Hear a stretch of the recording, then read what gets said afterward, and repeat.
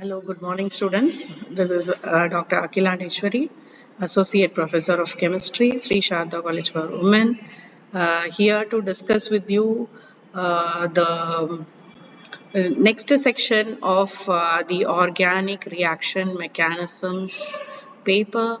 I would like to, before starting, I would like to just give you a recap of my earlier presentation in which we have seen what is the organic reaction and what are its types. Broadly, they can be classified as homolytic and heterolytic types, and the different kinds of reaction intermediates like carbocations, carbanions, carbenes, nitrines, and free radicals. So these are the different intermediates that we have seen and the different factors that decide the stability of these intermediates. So this was accompanied by the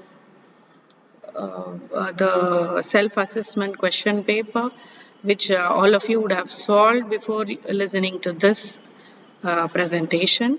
So in this presentation, I would like to continue on the concepts of reaction mechanism, like the thermodynamic and the kinetic aspects of the organic reactions. So whenever a reaction is taking place, for knowing the mechanism of the chemical reaction, we need to know the thermodynamical aspects and the kinetic aspects. The thermodynamic aspects generally deals with the reactant and the product form, the stability of the reactant and the product form. So the thermodynamic requirement for a chemical reaction is, in order that a reaction must take place simultaneously, the free energy of the product must be lower than the free energy of the reactant. So the ultimately your free energy difference between the product and the reactant, free energy G of the product minus G of the reactant, it should be negative. It should be negative. So that is the requirement for any reaction to be spontaneous. So how can you calculate this delta G? So this delta G can be calculated through the relation delta S H minus T delta S. So this is somewhat like a Gibbs-Helmholtz relation. So you can know the spontaneity of a reaction by solving this delta H minus T delta S. So generally, this delta G to be negative, where delta G is nothing but the free energy change that is between the product and the reactant, and delta H is nothing but the free energy change, change in the enthalpy, and delta S is nothing but the change in entropy, and T is the temperature in Kelvin. So for this relation to be negative, what should happen?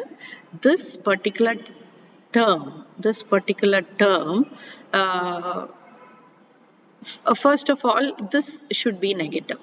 For this delta G to be negative, delta H should be negative. The first requirement is your enthalpy should be negative. That is, the enthalpy of the product should be lesser than that of the reactant. And this term, this delta S should be positive. This delta S should be positive, so there will be overall negative value for the delta G. So what is the requirement, thermodynamic requirement is, for a process to be spontaneous, delta G should be negative, and in order to, for the delta G to be negative, delta H should be negative and delta S should be positive. That is, there should be a decrease in the enthalpy and increase in the entropy. So this is what we have to remember. So this, just for example, we can just see for spontaneous reactions, the hydrogen and chlorine combines to form HCl. So here, this is a spontaneous reaction because here you can see that the entropy of the whole process increases. The molecules are still gases, and so these are the examples for spontaneous reactions. So here entropy is not going to play a dominant role, and enthalpy is playing a dominant role. Okay, so generally when the cases where the entropy change increases, that is, the entropy of the product is more than that of the reactant. Take for example where the product will be having more entropy, like when you take the reactant to be liquids and the product is a gas, then the reaction will be accompanied by the increase in the entropy. In such case, what will happen? Entropy will be greater than 0. So in that case, such reactions will be always, it is spontaneous at all temperatures. All the temperatures, such reactions will be spontaneous. But some reactions, you can see that it is spontaneous at a higher temperature. It is spontaneous at a higher temperature because T delta S is large only at a higher temperature. So in such reactions are spontaneous at a higher temperature, and some reactions are spontaneous at low temperature because T delta S only will be low at that particular point. Why it should be low? Because the entropy is decreasing. So at low temperature, this reaction will be spontaneous. In those reactions where delta G is also greater than 0 and delta S is also greater than 0, those reactions will not be spontaneous. That is, they will not spontaneous reactions do not require any external energy to be provided. Okay, such reactions are called as spontaneous reactions when the entropy of the product is lesser than that of the reactant and entropy of the free energy of the product is more than that of the reactant, then such reactions will not be spontaneous. Such reactions, they require energy to be supplied to be for the reactions to be carried out. Okay, so generally when you have the gases are becoming liquids and solids, in those reactions what is happening? The randomness reduces, but reverse. Okay, when liquids combine to form gases, then the entropy increases. In those reactions, they will be thermodynamically favored. And in those reactions in which the number of products are more than the number of the reactant, then also what happens? The entropy increases, and therefore the reaction will be thermodynamically favored. Okay, so this is the concept in the based on thermodynamics. Okay, so thermodynamic concepts when you are dealing with, here comes the question of whether you are carrying out a reaction and energy is emitted from the reaction or energy is taken by the reaction, or the, so that is called as a exothermic and the endothermic. That is the reaction in which your system releases energy. Such reactions are called as exothermic reactions, which transfer the energy to the surroundings and increases the temperature of the system. So that those reactions that may include oxidation, neutralization, etc. Such reactions are called as exothermic reactions. Here let us for the moment forget this heap. Let us not consider about this for now.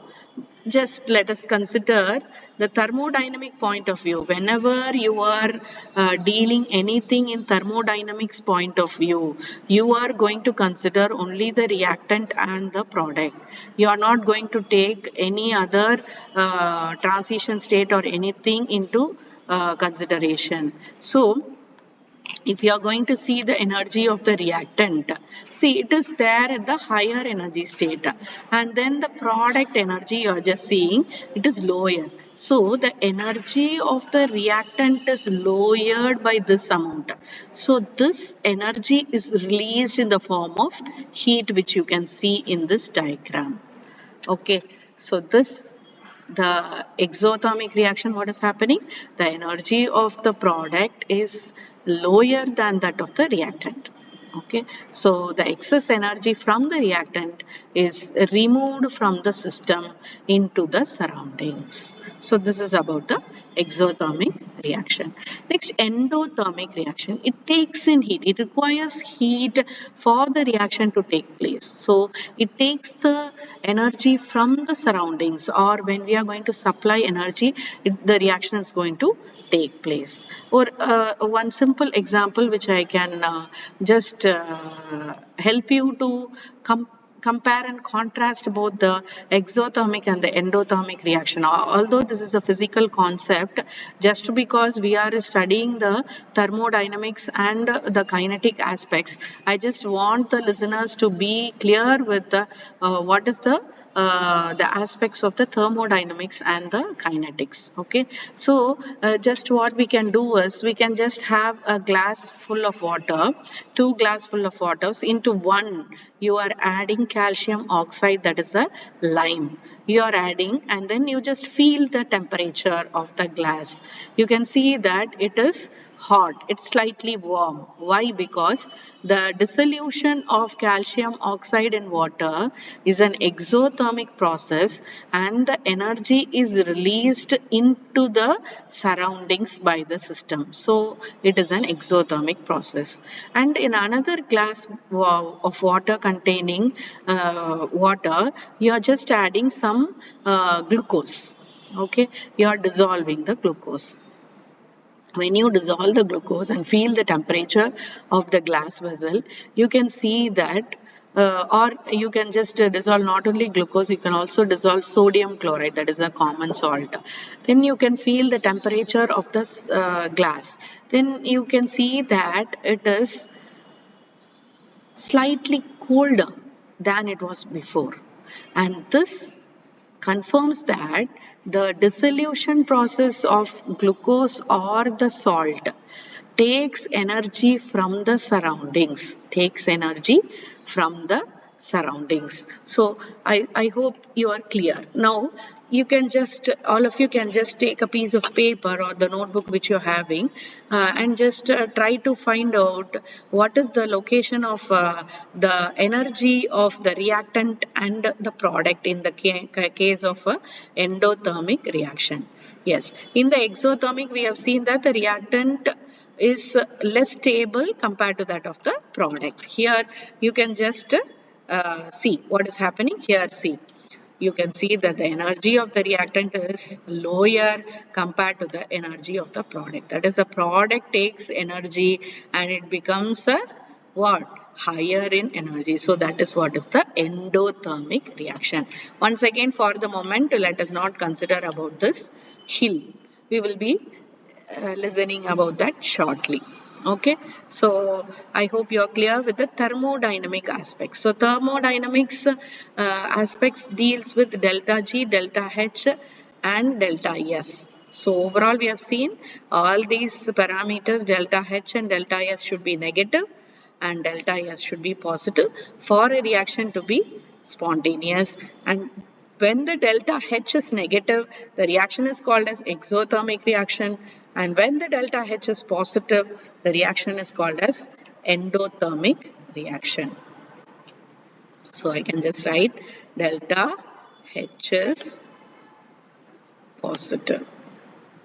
And in the previous, I should have written that delta H is negative. So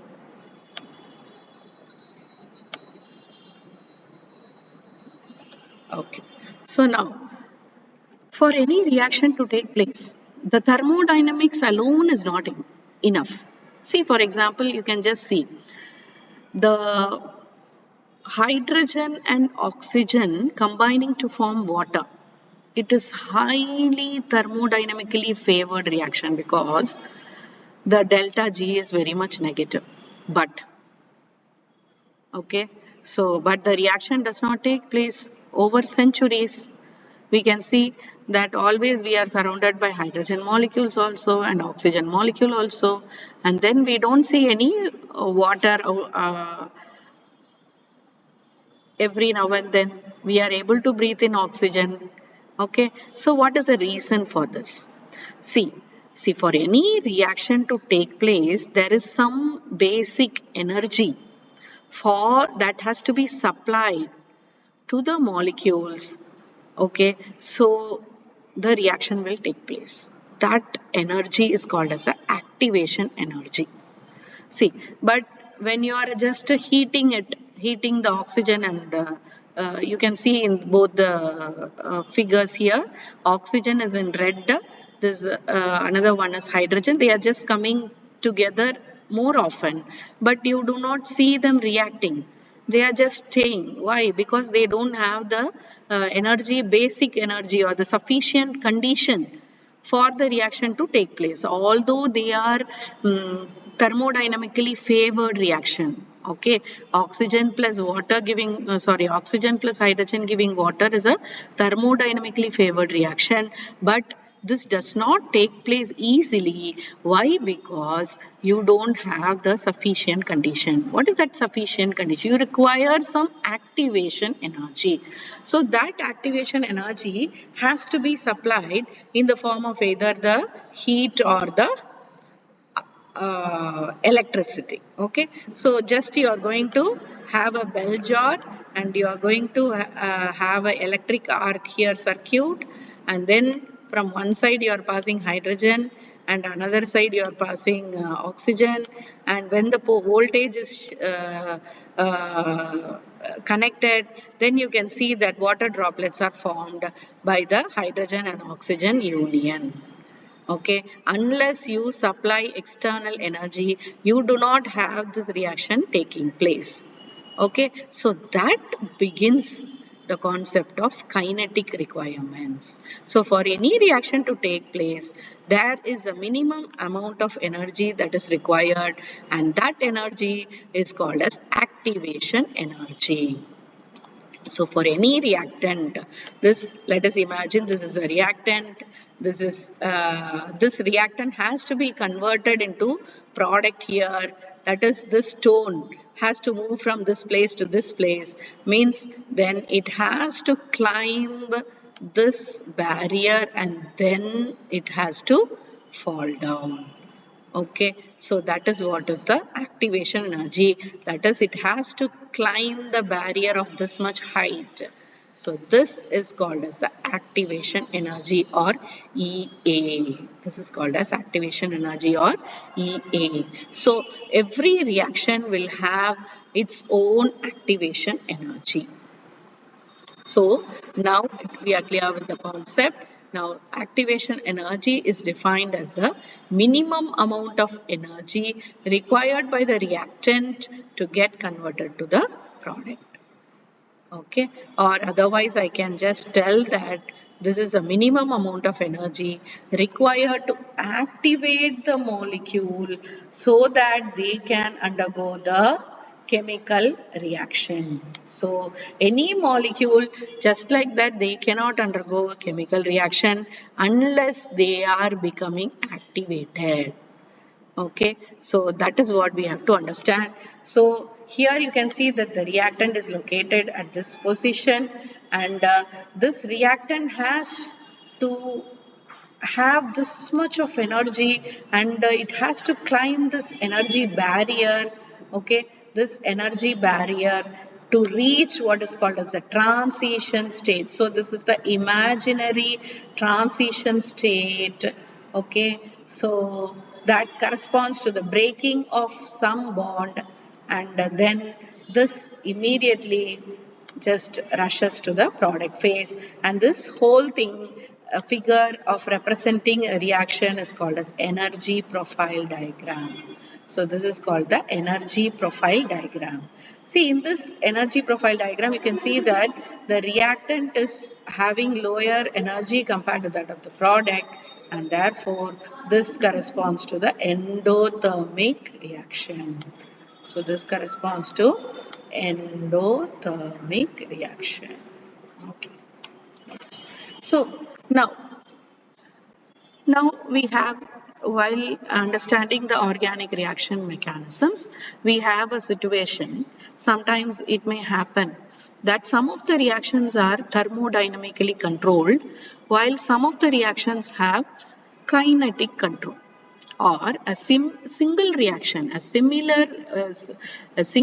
reaction can give two different products at two different conditions.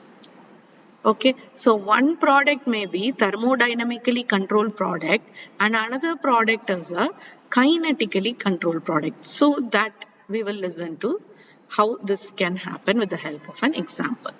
Now let us imagine a reactant A, a single reactant A, and this is giving two products,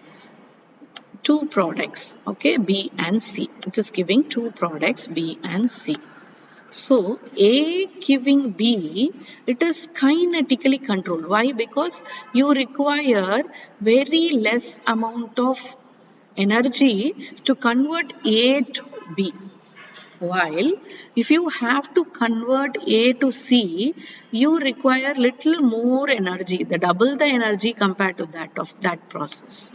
Okay, are you able to understand? So system in terms of kinetics is dependent on the activation energy. So based on the activation energy, A easily gets to B.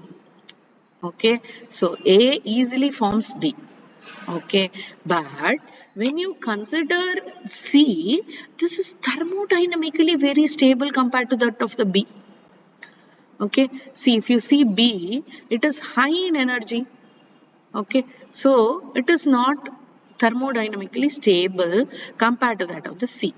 So what will happen is, in some conditions, A will tend to form C, and in some conditions, A will tend to form B.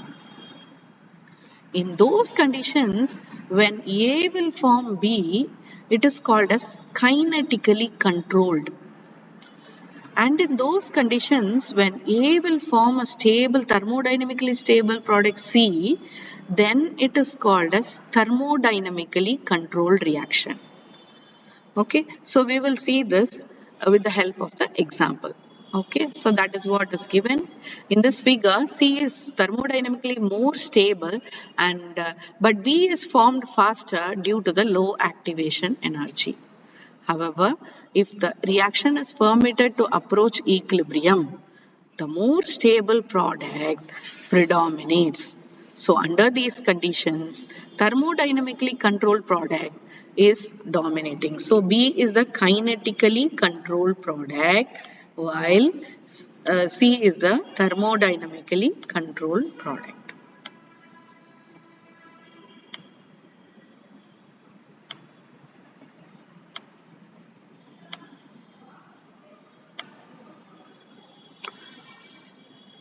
Okay, so C is the thermodynamically controlled product. Okay, so if the reaction, see, what will happen is, when the reaction starts forming, A will be converted to B. But as the time goes on, the B will get rearranged to C. This will also happen. Okay, so in those cases, when the reaction is irreversible, this kinetically controlled product dominates over the thermodynamically controlled product. Are you able to understand? So this occurs only when the conditions are different. So now let us see one example in which you can just visualize how the kinetic and thermodynamic control will operate. Okay, so 1,3-butadiene is going to give two types of products.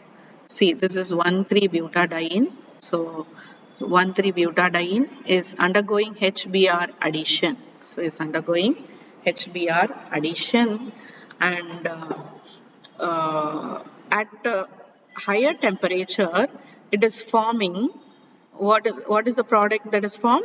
1,4 substituted product. That is 4. It is what? It is 1 bromo.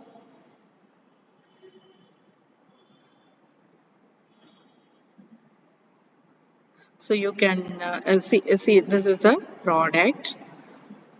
Okay, see, in which you get 1 bromo butene, 2 butene. So the product is 1 bromo, 2 butene is the predominant product at the higher temperature. Okay, 1 bromo, 2 butene.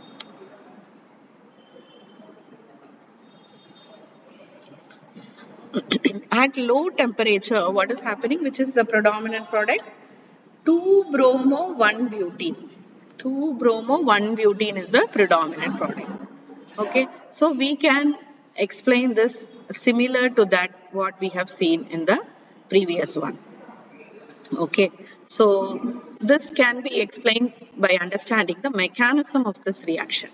So this reaction takes place in 2 steps. This is nothing but HBr addition. Okay, so it's an addition type of reaction. So addition reaction, first of all, the proton is going to make an attack on this carbon, least substituted carbon, and that is going to result in the carbocation. So what kind of carbocation it is? Can you all identify? Yes, it's a secondary carbocation.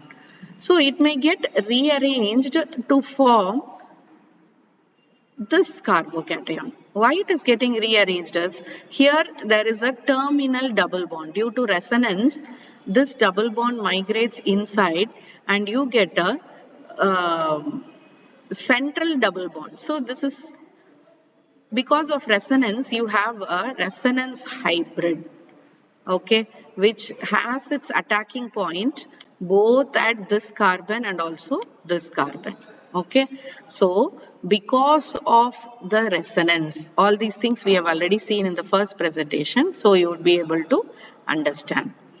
Okay, because of the resonance, there are 2 carbons possessing the positive charge. So what will happen in the step 2 is, the bromine can make an attack over this carbon or this carbon. Okay, so when it is attacking this carbon, okay, so when it is attacking this carbon, then what is happening? You are getting a 1,4 addition product. And when it is attacking this carbon, then you are getting a 1,2 kinetically controlled product. Okay, so this is what is the reaction. Now let us look into the reaction profile. Okay, so this is what is the cation. So the rate determining step is the attack. So this cation, okay, so it may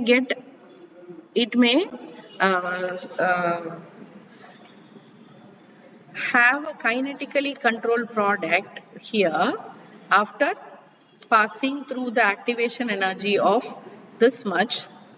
Okay, so this product may climb this energy hill and it can form the 1,2 addition product easily, but this is thermodynamically not stable.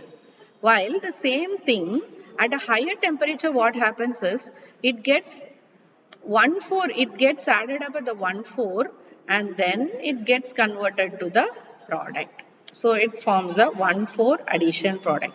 So what is happening is, in the initial condition at a low temperature, what happens?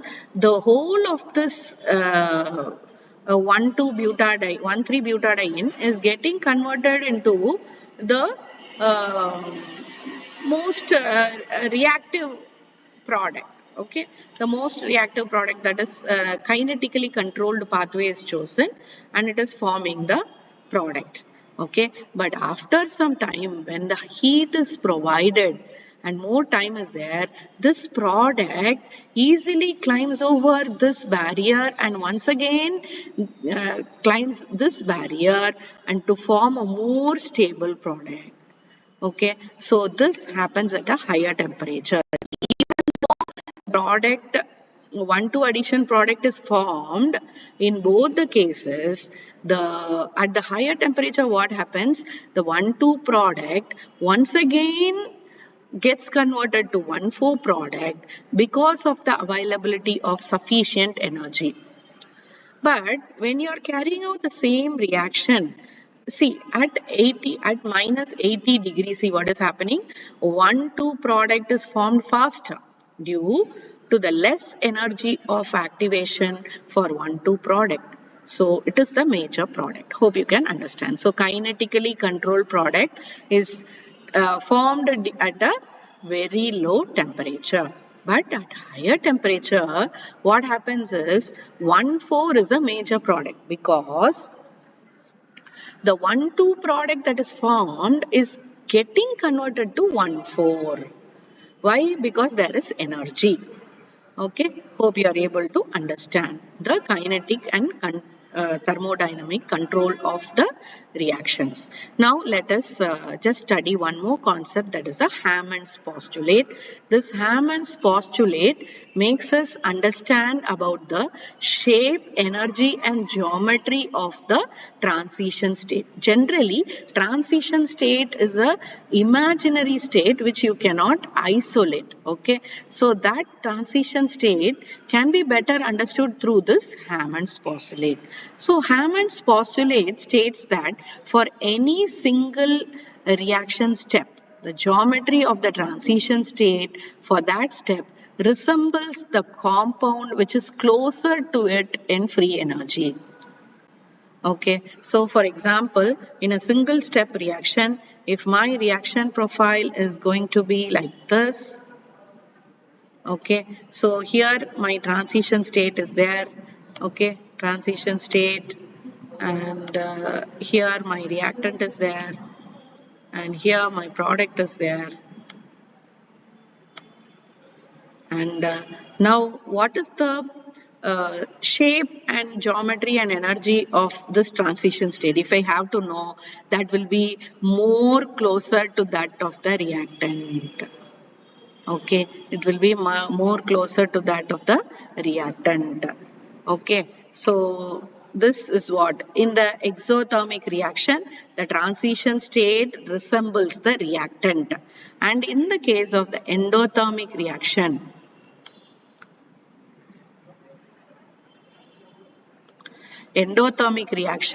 the transition state resembles the product. Okay, so I can just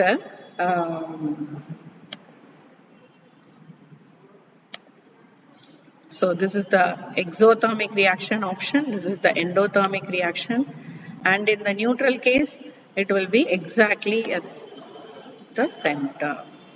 So this TS resembles that of the product. So this is what is told by the Hammond's postulate.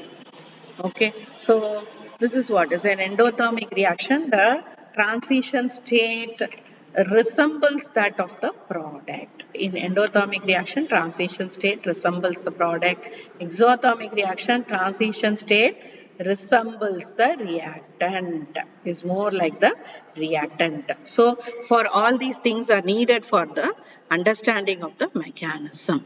Okay, and for that is what is given here. For an endothermic reaction, the transition state resembles product more than the reactant because the transition state is closer to the product in the energy profile. Similarly, in the exothermic reaction, the transition state resembles the reactants more than the products because the transition state is closer to the product in the energy profile diagram. These are the very important concepts which you should have it in mind. Okay, in those cases where there are two steps, what will happen? So here you can just see that There is another, in two-step reaction, there will be a species called as intermediate, which we have already seen. The reaction intermediate may be a carbocation, carbanion, etc. So the transition state will very much be closer to the intermediate than the reactant. So this particular transition state resembles the intermediate than the reactant. Similarly, this transition state also resembles the intermediate. Therefore, the intermediate, understanding the intermediate is very, very important than the reactant and the product for studying the reaction mechanism. Now, what is the reactions, transition state and the intermediate? We have already seen. Transition state is the imaginary molecule which is located at the peak of your energy profile diagram, and intermediate is the relatively stable product that is formed during the course of the reaction. And here it possesses, transition state possesses the maximum energy and is more unstable, and here it has energy which is less than that of the transition state, and transition state are not observable, while intermediates can be isolated and studied, and they form a very important part. Understanding the intermediate is a important tool for understanding the reaction mechanism, which we will see in the next presentation. Thank you for listening to this video, and hope you will continue listening the next lectures, and kindly finish the assessment questions that is given, and reach out to me in case of any clarifications. Thank you, students.